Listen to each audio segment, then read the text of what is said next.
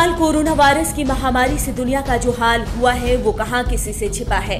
चरमराती economy के बीच इस महामारी से भू राजनीतिक समीकरण में बदलाव होते दिख रहे हैं, तो वहीं चीन के उठाए जा रहे कदमों को देखकर लगता है कि अपना दबदबा वो पूरे दक्षिण एशिया में कायम करने की फिराक में लगा है। तो वहीं रूस पूरे एशिया के साथ ही यूरोप में खुद को प्रूव करने में लगा दिखता है।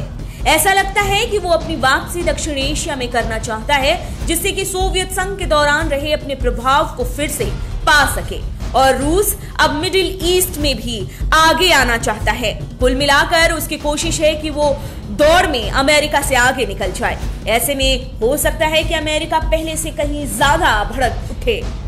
अब यहाँ देखने वाली बात यह है कि क्या चीन और अमेरिका के बीच जैसे हालात हैं उसमें दोनों देशों के बीच ऐसी स्थिति पैदा होती है कि दोनों के बीच शीत युद्ध शुरू हो जाए, जैसे कि सोवियत संघ और अमेरिका में शीत युद्ध छिड़ गया था एक समय में, क्योंकि अलग अलग कारणों से अमेरिका और चीन दोनों पावरफुल देशों के बीच का तनाव बढ़ता ही जा रहा है। चलिए इस तरह की संभावनाओं पर गौर कर लेते हैं, लेकिन उससे पहले अगर आपने हमारा चैनल सब्सक्राइब नहीं किया है तो जल्द कर लें। बेल आइकॉन दबाना बिल्कुल न भूलें। वीडियो पसंद आए तो लाइक करें, कमेंट करें और शेयर करें। दरअसल मौजूदा समय में चीन और अमेरिका के बीच सब सही नहीं चल रहा, बल्कि अलग अलग कारणों से दोनों देशों के बीच वैचारिक मतभेद जारी है। दोनों देशों ने कोरोना वायरस की फैली महामारी के पैदा होने को लेकर प्रोपेगेंडा का भरपूर तरीके से यूज किया और एक दूसरे पर निशाने साधते रहे। इस दौरान अमेरिका जुबानी तौर पर चीन पर कुछ ज्यादा ही हमलावर रहा और उसकी तरफ से कोरोना के संबंध में चीन पर कई तरह के आरोप जड़े गए। अब तो दोनों देशों के बीच अजीबोगरीब होड़ लगी है, जैसे कि अंतरिक्ष में कौन अपने कदम आगे बढ़ाता चला जाएगा या फिर ये कि कौन सबसे पहले कोरोना की वैक्सीन दुनिया के सामने पेश करेगा। पर यहाँ एक डर ज्यादा तो नहीं, वो ये कि परमाणु हमले का डर, जो कि अमेरिका और सोवियत संघ के शीत युद्ध के दौरान बना रहता था। इस युद्ध को आर्थिक और साइबर मोर्चे पर ज्यादा लड़ा जा रहा है।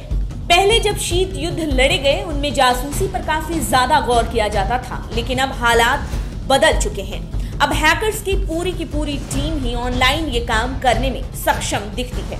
अमेरिका और चीन ने एक दूसरे पर सैन्य और सरकारी साइट्स को हैक किए जाने के आरोप जड़े। पर सवाल है कि क्या चीन अमेरिका के सामने खड़ा हो सकता है?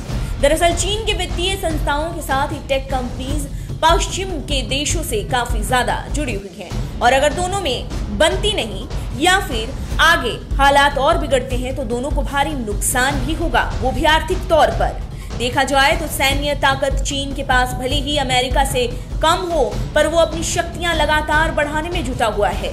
तो वहीं मौजूदा समय में चीन की नेवी अमेरिका से बड़ी हो गई है। जहां तक अमेरिका की बात करें तो ताइवान के साथ अपने रिश्ते को वो मजबूती देने में लगा हुआ है और चीन है कि ताइवान को अपना एक हिस्सा मानता रहा है, जो वैसे तो अभी अलग हो गया, लेकिन लास्ट तक ऐसा हो सकता है कि चीन का ही वो भाग बन जाए। दक्षिण चीन सागर पर चीन अपना ऐतिहासिक दावा ठोकता आया है, लेकिन चीन के लिए ये आसान नहीं, क्योंकि कई अन्य देश भी यहाँ अपना दावा ठोकते रहे हैं। वैश्विक व्यापार के कारण ये बेहद अहम रणनीतिक जगह है। चीन और अमेरिका के बीच के ये हालात एक नए फ्लेवर के साथ आए हैं और ऐसे हालात बने रहते हैं तो इसका असर विश्व भर के बाजारों के सामानों के मूल्यों पर देखने को मिल सकता है। दरअसल इस तरह के हालात से ग्लोबल सप्लाई चेन प्रभावित हो सकती है। ऐसे में दुनिया भर के देश को अपना एक पक्ष तो चुनना ही पड़ सकता है। चीन और अमेरिका आखिर क्या चाहते हैं, इसका कोई अंदाजा नहीं लगा सकता। आप देख रहे हैं नेट्रिक न्यूज, साहस सच कहने का।